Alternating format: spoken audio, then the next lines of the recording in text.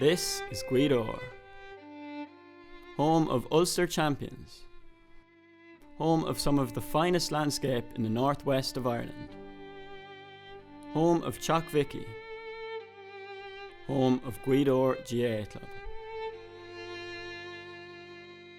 The GAA Club's probably, it's the community itself, it's the heart of the community, and I suppose when you're driving through the parish now on a cold December night, you look up the flags, you know that there's a few more games to still play, so that's a good thing. The men, they probably down on a Tuesday and Thursday night, and I could probably name them off my head. There'd be Jimmy Jazz, there'd be Felix, there'd be Charlie McGee, Tay McGinley, he's knocking about, and then the bingo crowd was down on a Thursday, and they like to pop their head out and see how the team's getting on. And I suppose it keeps them going too, you know, the cold winter nights, the last few years have been long for them, but no, the footballs gave the whole parish a lift, and it's just that's what we try and give back to the community, yeah. You could score 1-5, maybe you might go in, and when somebody says, you drop one short, and that's the kind of men they are now. And no, sometimes even if you have a bad game, you go into the pub and you just look and you see their faces, and sometimes you don't want to go in.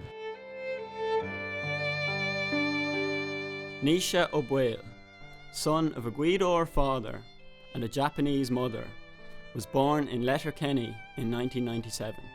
Having spent a few months in Japan and 11 years in Sydney, he moved to Gaoth in 2009.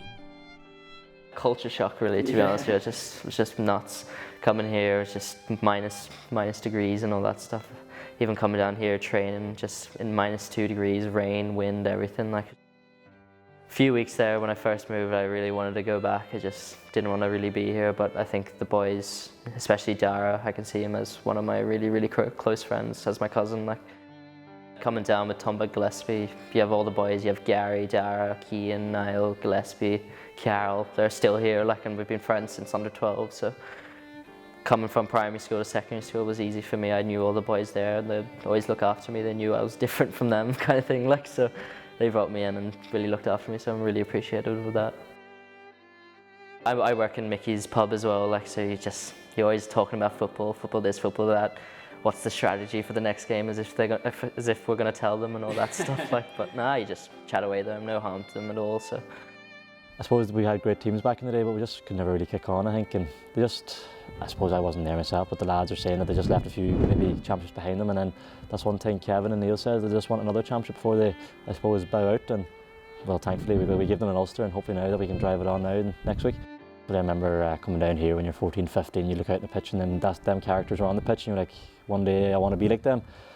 And I suppose now you're sitting beside them in the dressing room, and them lads took them younger lads under their wing. If you said the start of the year would be winning an Ulster championship, I would just laugh. I think all the boys would laugh at you, but you know, it really brought the community together. I think that's the main thing. Like, you could see cars travelling down to Healy Park there. It was just, the stands were flooded with green and white. It was a really proud moment for us, and we're grateful we could give that to the community. I think they deserve it.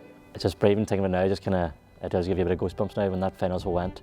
Especially the Scottstown game, it was just such a, it could have went either way, like, when that whistle went. Just knowing, I remember saying, sitting in Mickey's watching Slot Neil win these Ulster championships, like, it would be great if we could be like them, and what do we have to do to become like them? And then we were just in that position when that final whistle went. It was just, I don't know how to explain it now, it was madness now, and it still hasn't sunk in because you're so focused on the next game. It was a crazy week, you know, just back in Mickey's pub. Then the Monday after was just different. It was like a different planet in there, to be honest with you. Just recently, the community was left heartbroken by the tragic loss of 4 young men. Next weekend, Gaoth take on mighty Corofin in an All-Ireland semi-final, and their aim is to make their community proud. We done a bit of a training session ourselves, but the Corofin game was probably it was in the back of our heads. Football came second, and it was just heartbreak now, and probably one of the toughest weeks, the darkest weeks in the northwest of Donegal, and we're always thinking of them poor families, Sean Harkin, Daniel Scott, John Hardy, and of course our own teammate Michal Roti. And I suppose we says that we're not going to say that we have to go out and win it for these lads. We're just going to put on Michal was a proud Gaoth man, and was he trained with us Saturday morning, and his family are proud Gaoth people, and we're just saying if we can put on a performance that they can be proud of, then we can be proud. We can walk off that pitch, win, lose or draw. After that 60 minutes, if we just deliver a performance we know we can deliver, we can hold our heads high, and hopefully that gives the family and their families a bit of, they can be proud of this team.